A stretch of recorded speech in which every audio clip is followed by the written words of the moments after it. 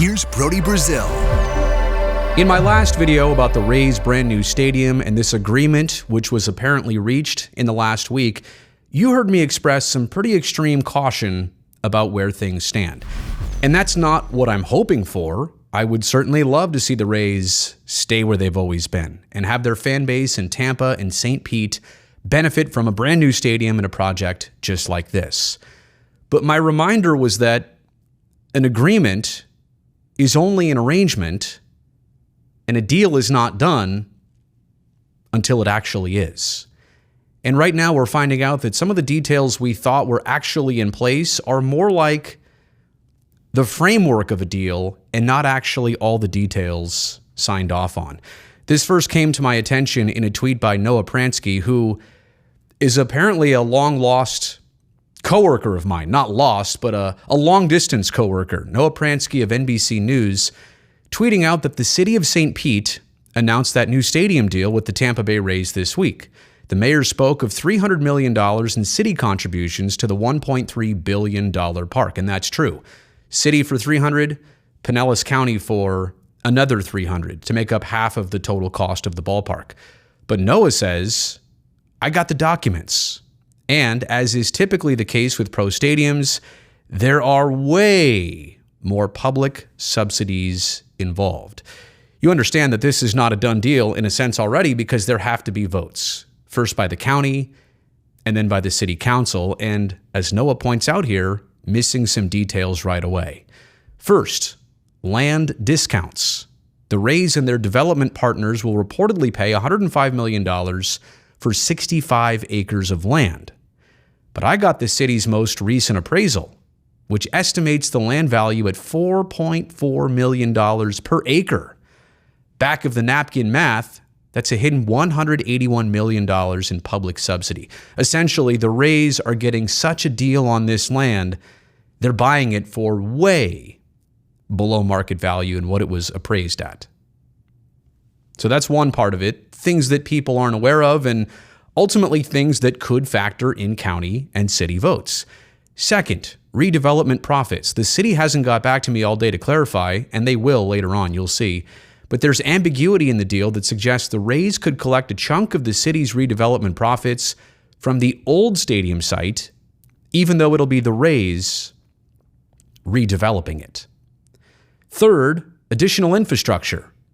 The city previously announced its $130 million public infrastructure commitment for development around the new stadium.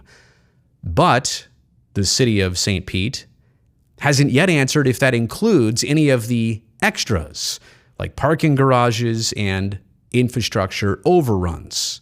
Note the Hines/Rays agreement, or Rays/Hines agreement. Hines, by the way, is the developer of this project that was selected.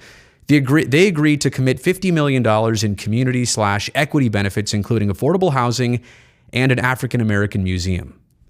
Also note, the last paragraph of the term sheet indicates the whole agreement is non-binding. Okay, let me tell you something I found out about the A's situation. When you hear binding, it may or may not always mean binding. I've seen things proclaimed as binding by teams that aren't actually binding. And in this case, something being pitched that's non-binding, so maybe it could be. I don't have a lot of weight in the phrase binding or not binding anymore, but the fact that the last paragraph, according to Noah, of the documents he's obtained, it spells out that the whole agreement is non-binding. That seems more preliminary than a final agreement that you could put a shovel in the ground because of. Fourth, yet to be named grants. The term sheet says the city will help the Rays and Hines pursue additional city, state, and federal grants, subsidies, and incentives. And that's just what the city of Oakland went out and did for the A's and the Howard Terminal project. They went out and procured about $500 million in state and federal grants for infrastructure projects that would go towards the bigger picture of the stadium project. The two sides have not yet agreed on whose bank account those additional funds would subsidize. Interesting. Noah has a few more here on this thread. Fifth, the unknowns. The city's term sheet with the Rays and Hines is littered with blanks. As you can see here from the images, those X's are highlighted in yellow, which means the deal will continue to evolve. That means the city's $300 million public promise is a handshake number.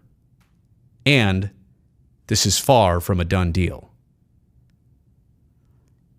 And again, when I said that the other day, I wasn't hoping this is the case, but I wanted to remind people to have that press conference, to have everybody speak, to have everybody proclaim the Rays are here to stay. And they picked out that slogan, here to stay.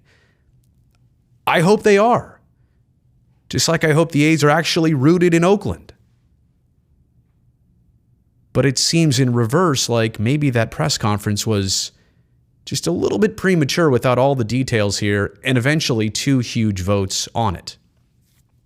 Finally, you may decide that the costs are worth it to redevelop a downtown neighborhood and keep an MLB team long term.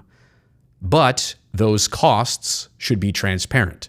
That's Noah's opinion, and I can't say that I largely disagree. And neither the politicians nor teams involved want taxpayers to know the true public cost of stadium projects. So he spelled it out there with who's paying for what, some missing numbers, some values that are not included in this, like what's really going on behind the scenes of this deal. Noah reached out to the city. They ultimately did get back to him. Update, the city of St. Petersburg tells me the sale price of the land was justified by the benefits they'll receive in the exchange. Remember the way below market value sale price? The city's exposure on all things infrastructure, stadium, parking, and development is fixed. The Rays and developers assume all overruns. However, the city says numerous items are still under negotiation. And as we have learned from countless other stadium deals, taxpayers want as little ambiguity as possible in these contracts. Hopefully this thread gives watchdogs down there a few items to pay attention to. So that's one tweet and thread that caught my eye. Here's another one from Seán Kinane, I hope I'm pronouncing that right, from WMNF Radio in Florida. Thread about the public cost of the proposed new Rays stadium. St. Pete City Council member Richie Floyd was interviewed on WMNF Radio by Mitch Perry. Here's what the city council member said. Quote, there was a press conference Tuesday, you mentioned, and I did not attend because I have some serious concerns about it. I know everyone's celebratory that the Rays want to stay, and it's great that they want to stay, and I look forward to them staying. But I think right now, what's most important is that the public knows what the actual cost of them staying is and the cost of this redevelopment is.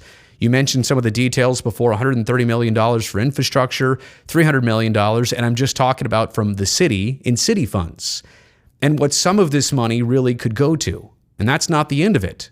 We're selling publicly owned land for much under its appraised value. The total subsidy, just between the land, the public dollars for the stadium, and the public dollars for infrastructure, gets into the $800 million point. It's a significant amount of money. And I think the public really needs to be aware of it before we can go on and have this conversation. And so that's why I'm hesitant to jump right on board. And that's just the cost of the cash.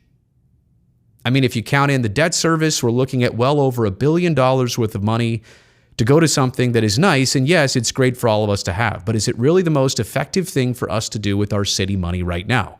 When child poverty in the city is growing, when income inequality in the city is growing, when we have issues with homelessness and food access, I question some of the wisdom. And so that's why I have avoided the situation, or I didn't go to the press conference the other day. Wow. And that's somebody with a city council vote on this project. And again, that may not reflect the entire city council or all of the county commissioners of Pinellas County, but again, I'm not spelling this out to go against things happening for the Rays and their fans. I'm just saying as we watch two different processes. No, I'm not saying it right still. Two different paths happening at the same time for the A's and for the Rays and for their new stadium situations. You know, it's just amazing how quickly it seems like the Rays got things together, but in reality and in reverse, maybe it seems like they're farther along when they actually aren't. And there may be some surprises along the way. And maybe they get these things figured out. Maybe they get them more dialed in. Maybe they get the details squared away and they get them to points that are agreeable for everybody or enough for votes to pass. But it certainly seems like we knew there would be a public commitment of about $600 million. Maybe there's more value from that, and this is only the city side. We'll see what the county has to say. We haven't really heard much from that aspect of it either. But anyway, definitely something worth following and paying attention to, both the A's and Rays in similar but different, but very pivotal spots right now. You made it here to the end of the video. You know I appreciate that. Thumbs up down below. Also, don't forget to subscribe to this channel so I can definitely see you back here next time.